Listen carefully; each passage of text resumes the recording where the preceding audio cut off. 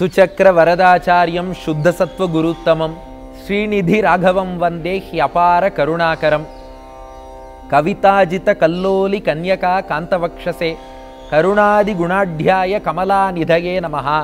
ஆஷுகவி வில்லூர் சுவாமி அருளிய புன்னகை ராமாயணம் பாலஸ்பந்தம் 19வது ஸ்லோகத்தை இன்றைய தினம் அனுபவிக்க உள்ளோம். இது ரொம்ப சிறப்பான ஸ்லோகம். ஒவ்வொரு வரியிலும், இந்த ஸ்லோகத்தில் மொத்தம் 4 வரிகள், ஒவ்வொரு வரியிலும் பார்த்தால் முதல் வார்த்தை சதம் சதம் சதம்னே வரும். சதம் என்றால் 100, 100 100 என்று செஞ்சுரியாக ஒவ்வொரு வரியும் அமைந்திருக்கும்படி இந்த ஸ்லோகத்தை அருளி இருக்கிறார் வில்லூர் சுவாமி. இப்போ முதல்ல அந்த காட்சிக்கு போயிடுவோம். நீங்கள்லாம் சீதாராமர்கள் முன்பு ஸ்லோகத்தை சேவிக்க தயாராக இருப்பீர்கள். ராமனுடைய புன்னகையை அனுபவிக்க காத்திருக்கிறீர்கள்.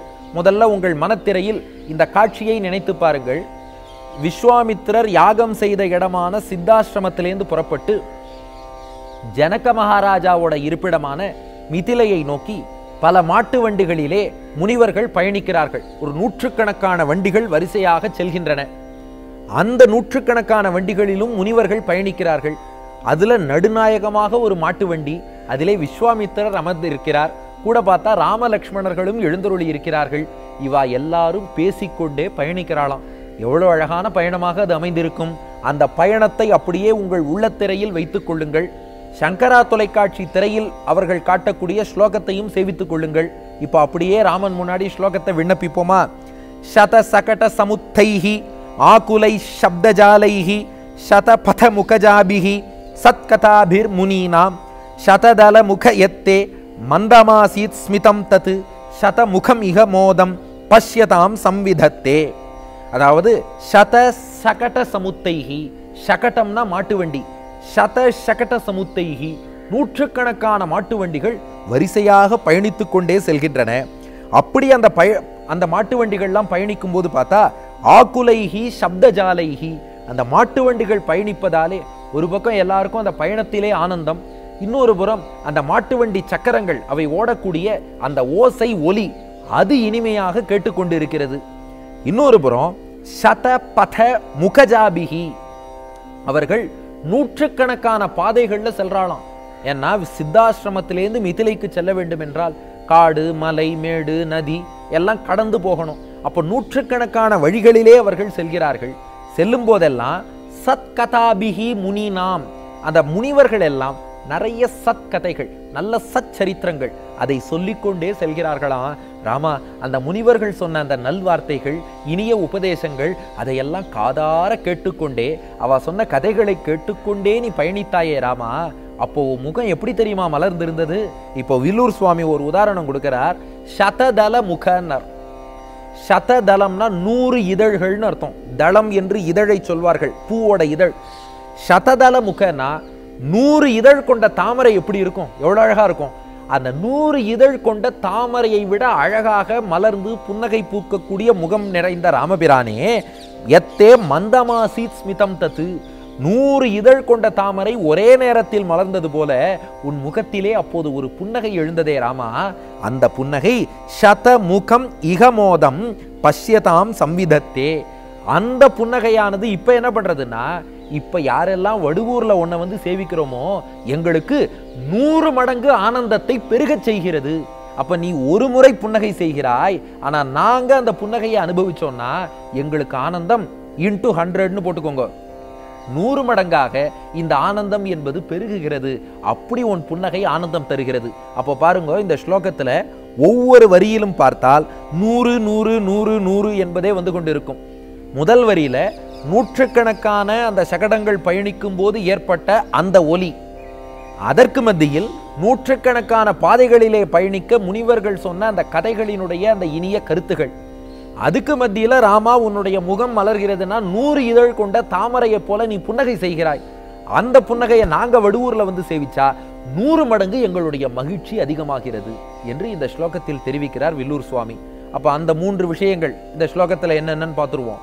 புன்னகைக்கான காரணம் என்ன என்றால், அந்த முனிவர்களோடு பயணிக்கிறோம், அவ சத்கதைகள் நல்ல விஷயங்கள் சொல்கிறார்கள், அதை காதார கேட்கிறோம், அதுதான் ராமனுக்கு ஆனந்தம்.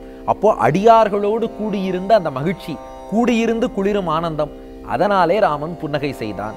2, இந்த புன்னகை நமக்கு உணர்த்தக்கூடிய மெசேஜ் என்ன? செய்தி என்னன்னா, ஏற்கனவே ஒரு ஸ்லோகத்தில் பார்த்தது போல நாம் ஒரு யாத்திரை மேற்கொள்கிறோம் என்றால் சத் கதாபிகின்னு வந்திருக்கு பாருங்க, பகவத் குணங்களை பேசிக்கொண்டுதான் அந்த யாத்திரை என்பது நாம் செல்ல வேண்டும்.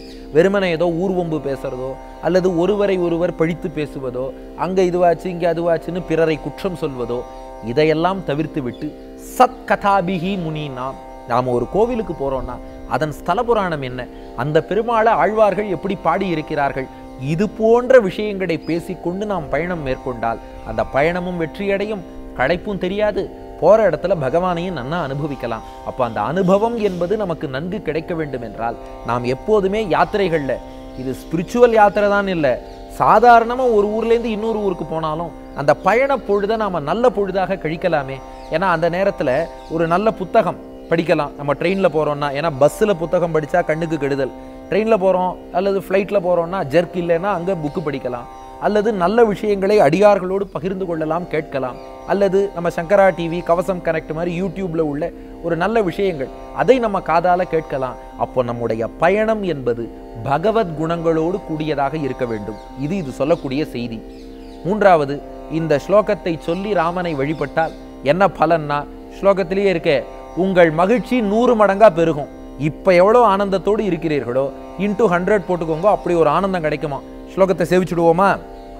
சத சகட சமுத்தைஹி ஆகுலை சப்தஜாலைஹி சதபத முகஜாபிஹி சத்கதாபிர் முனீனாம் சததல முகயத்தே மந்தமாசீத் ஸ்மிதம் தத் சதமுகமிக மோதம் பஷ்யதாம் சம்விதத்தே என்று நூற்றுக்கணக்கான சகடங்களிலே பயணித்து நூற்றுக்கணக்கான வழிகளிலே செல்லும்போது முனிவர்கள் சொன்ன கதைகளை கேட்டு 100 இதழ் கொண்ட தாமரை போல் மலர்ந்த புன்னகை பூத்த ராமா, இந்த மகிழ்ச்சி வடுவூரிலே நீ பூத்த புன்னகை 100 மடங்கு எங்கள் மகிழ்ச்சியை வளர்க்கட்டும் என்று பிரார்த்திப்போம்.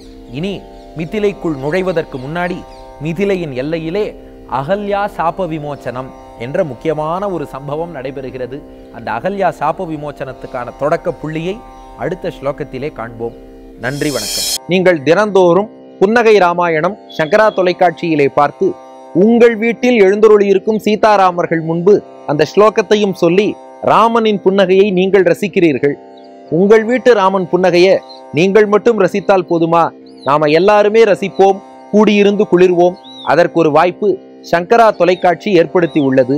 என்னன்னா, இந்த புன்னகை ராமாயண ஸ்லோகத்தை உங்கள் வீட்டு ராமர் முன்பு நீங்கள் விண்ணப்பிக்கிறீர்கள் அல்லவா, அதையே ஒரு வீடியோவா எடுத்து முகநூல் ஃபேஸ்புக்ல என் புன்னகை ராமன் என்ற ஹேஷ்டாகோடு சங்கரா டிவியையும் டேக் பண்ணி நீங்கள் அப்லோட் பண்ணா எல்லாரும் சேர்ந்து அந்த தெய்வீகமான ராமனின் புன்னகையை ரசிக்கலாம். அல்லது சங்கரா தொலைக்காட்சி அவர்களுடைய ஒரு வாட்ஸ்அப் எண் திரையிலேயே காட்டுகிறார்கள். அந்த வாட்ஸ்அப் எண்ணுக்கு உங்கள் புன்னகை ராமனுடைய அனுபவத்தை நீங்கள் ஒரு காணொலியாக எடுத்து அனுப்பி வைத்தால் அதன் மூலமாகவும் ரசிக்கலாம். தயாராகுங்கள், புன்னகை ராமனை அனுபவிப்போம், நாமும் புன்னகை செய்வோம், கூடியிருந்து குளிர்வோம்.